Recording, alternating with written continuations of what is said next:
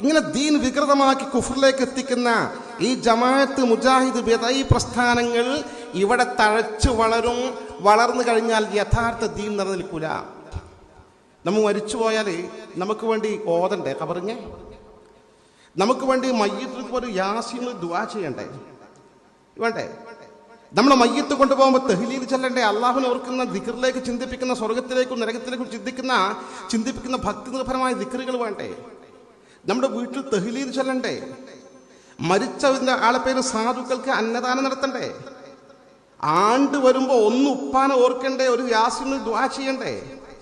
ഇതൊക്കെ ചെയ്യുന്നൊരു തലമുറ വേണ്ടേ നമുക്കിവിടെ? അടുത്ത തലമുറ. ഞാൻ നിങ്ങൾ മരിച്ചാൽ, എൻ്റെ ഉമ്മയും ഉപ്പയും മരിച്ചപ്പോൾ, നിങ്ങളെ ഉമ്മയും ഉപ്പയും ഒക്കെ മരിക്കുമ്പോൾ അല്ലെങ്കിൽ മരിച്ചപ്പോൾ, നമ്മൾ ആ സദസ്സിൽ ആ മയ്യിത്തെടുക്കുന്ന സമയത്ത് കണ്ണീര് വാർത്തുകൊണ്ട് യാസീനോദി ദുആ ചെയ്യുന്ന ഭക്തി നിർഭരമായ ഒരു സാഹചര്യത്തെ അവിടെ ഒരു 3-4 മുജാഹിദുകളുണ്ടാവും, 2 ജമാഅത്തുകാരുണ്ടാവും. ആ സമയത്ത് അവർക്ക് ഇറങ്ങി പോകാനും കഴിയില്ല, എന്നാ ഇരിക്കാനും കഴിയില്ല. അടങ്ങിയിരിക്കൂലല്ലോ, പ്രാർത്ഥിക്കാതിരുന്നാൽ മതി. അവിടെ ഇങ്ങനെ ഞെരുപിരി കൊള്ളു. അങ്ങനത്തെ തലമുറക്കാണോ നമ്മൾ ഈ ദീനെ കൈയൊഴിക്കുന്ന, ഈ സുന്നത്ത് ജമാഅത്തിനെ വിട്ടുകൊടുക്കുന്നത്?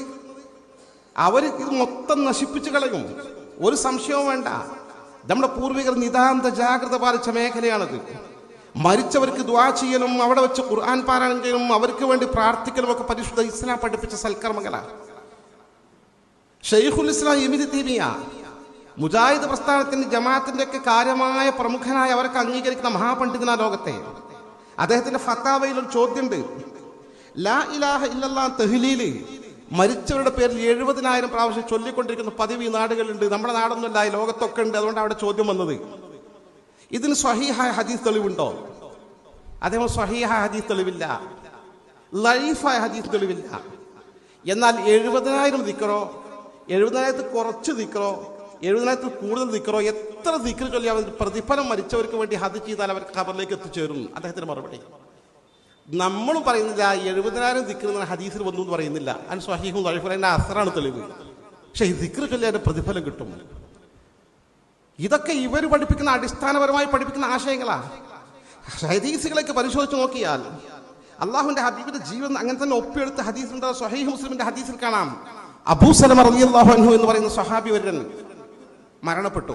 ആ വിവരം തങ്ങളെ സവിധത്തിൽ വന്ന് അറിയിച്ചു. ഇന്നാ ലില്ലാഹി വ ഇന്നാ ഇലൈഹി റാജിഊൻ.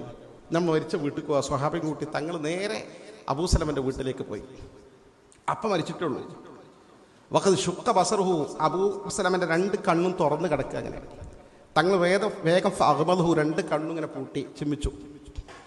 എന്ന് തങ്ങൾ പറഞ്ഞു, ആ വീട്ടുകാരോട് പറഞ്ഞു, ഇദാ ഖുബില റൂഹുൽ മുഅ്മിൻ തബിഅഹുൽ ബസർ. ഒരു മുഅ്മിന്റെ റൂഹ് പിടിച്ചെടുത്താൽ ആ റൂഹ് പോകുന്ന വഴിക്ക് കണ്ണിങ്ങനെ നോക്കിയിരിക്കുന്നു, കണ്ണടപ്പിക്കണം. അപ്പൊ നിങ്ങൾ കേട്ടപ്പോ വീട്ടുകാർക്ക് വലിയ പ്രയാസം. എന്തൊക്കെ ഇങ്ങനെ പറഞ്ഞു ഒച്ചിട്ടു അവര് സങ്കടം കൊണ്ട്. ഇവിടെ മരിച്ച വീട് നല്ലതേ നിങ്ങൾ പറയാവൂ, നല്ല ദുആ മാത്രം നടത്തുക, നല്ലത് പറയാ, ഖുർആൻ ഓതുക, ദിക്ർ ചൊല്ലുക, ഇതൊക്കെ ഇവിടെ പറ്റുള്ളൂ. കാരണം ഇവിടെ എന്ത് ദുആ ചെയ്താലും മരിച്ച വീട് ഫൈനൽ മലായികത്തു യുഅമ്മിനൂന അലാ മാ തഖൂലൂന അലൈഹി.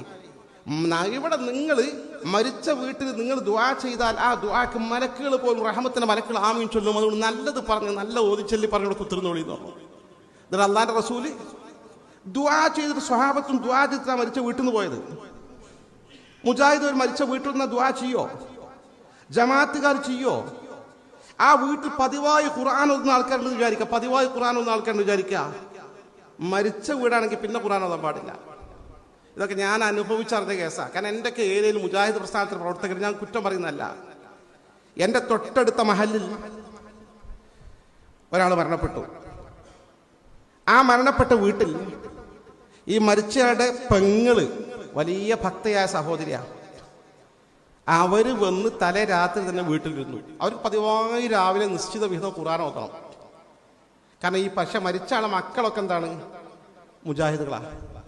അവർ മുസാഫത്ത് ഖുർആൻ നോക്കുമ്പോൾ ഇവിടെ ഒന്ന് ഖുർആൻ ഓതണ്ട, മരിച്ചു കിടക്കണമെങ്കിൽ അപ്പുറത്തെ വീട്ടിൽ പോയിക്കോളിന്നാണ്. വളരെ ഗൗരവമുള്ള കേസാണല്ലേ വിഷയം.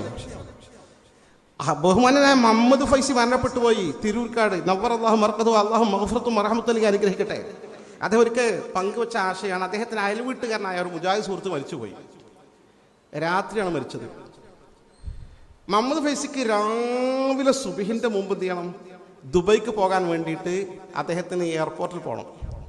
അപ്പോൾ രാവിലെ മരിച്ച മയ്യത്ത് വീട്ടിൽ നിന്ന് പോയിട്ട് ഒന്ന് ജസ്റ്റ് ദ്വാരക്കാൻ പാടില്ല, എന്നാലും കണ്ടു പോകാൻ സാമാന്യ മര്യാദ അയൽവീടല്ലേ. അദ്ദേഹം ചെന്ന് നോക്കി. ചെന്ന് നോക്കുമ്പോൾ മയ്യത്ത് ആ കടത്തിയ സ്ഥലത്ത് കടത്തിയിട്ടുണ്ട്.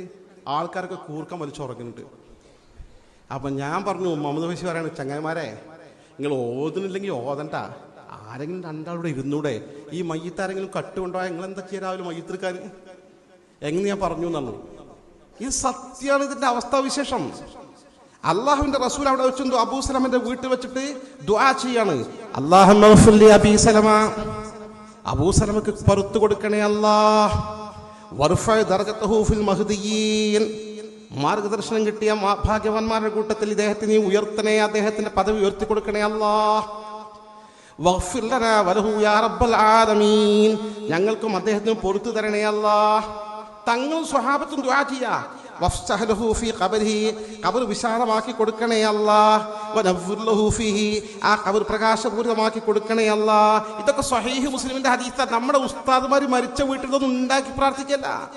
അല്ലാഹുമ്മ ഹബീബായ സയ്യിദുനാ മുഹമ്മദുർ റസൂലുള്ളാഹി സ്വല്ലല്ലാഹു അലൈഹി വസല്ലം തങ്ങൾ ദുആ ചെയ്ത ദുആയാണിത്. എന്നിട്ട് തങ്ങളോട് പോയ ദുആ കഴിഞ്ഞാ പോയത്. എൻ്റെ സഹോദരന്മാരെ, അങ്ങനത്തെ തലമുറ നമുക്ക് വരണ്ടേ? നമ്മളെ മക്കൾ നമുക്ക് മരിച്ചാൽ ദുആ ചെയ്യണ്ടേ? ആ ഖബറിക്ക് ഇങ്ങനെ പോകുന്ന ഘട്ടം, മുറ്റി ഇരുൾ അഖബറിൽ ഒടുങ്ങുന്നാൾ, മൂഫർ ബദീരിങ്ങൾ കാവേലിലേകല്ലാഹ്. ഭക്തി നിർഭരമായി മൊഹീദ്യമാർ ഇങ്ങനെ ചൊല്ലുന്ന ആളുകൾ പഴയകാലത്ത് ചൊല്ലാറുണ്ട്. മുറ്റി ഇരുൾ അഖബറിൽ അടങ്ങുന്ന ആൾ, വല്ലാത്തൊരു ഘട്ടമാണ്. ഖബറിലേക്ക് ഒറ്റയ്ക്ക് പോകുക, ഇരുട്ടറയിലേക്ക്.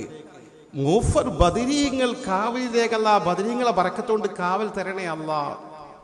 അത് വിശ്വാസം വേണ്ടേ? അങ്ങനത്തെ തലമുറ വേണ്ടേ?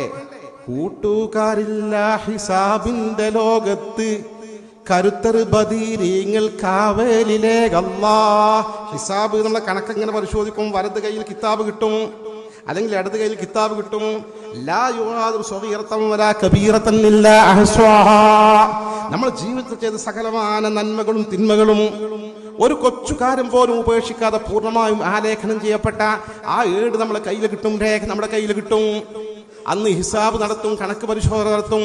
ആ സമയത്ത് കൂട്ടുകാരില്ല ഹിസാബിന്റെ നേരത്ത് മഹാത്മാക്കളെ ബദരീങ്ങളെ കാവൽ നൽകണം. അതിന് ബദരീങ്ങൾ വിശ്വാസം വേണ്ടേ? ബദരീങ്ങളെ പുച്ഛമായി അവതരിപ്പിക്കുന്ന ആളുകൾക്ക്, ഔലിയാക്കളെയും ആരിഫ്യങ്ങളെയും നിസ്സാരമാക്കി അവതരിപ്പിക്കുന്ന ആളുകൾക്ക് എങ്ങനെയാണ് ഇതൊക്കെ വിശ്വസിക്കാൻ കഴിയുക? അവരൊന്നും ചെയ്യൂല്ലോ.